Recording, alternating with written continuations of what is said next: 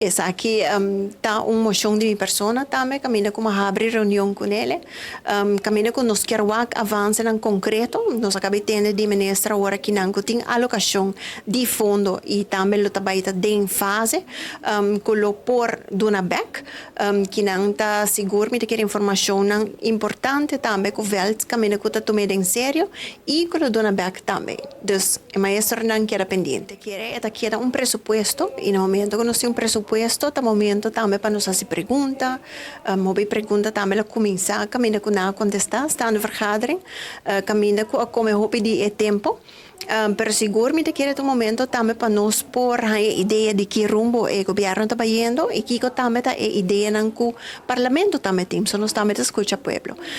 Dus que não conjuntamente eu vou ter uma reunião basta largo, pero que lo tem seu fruto não seguro para o povo. Bom, hope cambio me quer que tem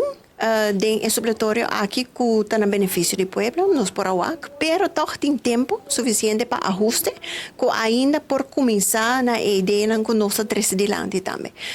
Se está incorporando den presupuesto 2026 ou hasta de um supletorio 2026. Que não, den parte do parlamento, nós surtimos nos rol, nos turta tomar a sério e me quer tem também momento que me como representante do povo mestre por questionar coisas que passam no passado boquear como político novo o adelante pero naturalmente está rol também no momento que há informação para questionar se porta ou outro. Nós, de parte de coalição, tem basta moção a ser entregar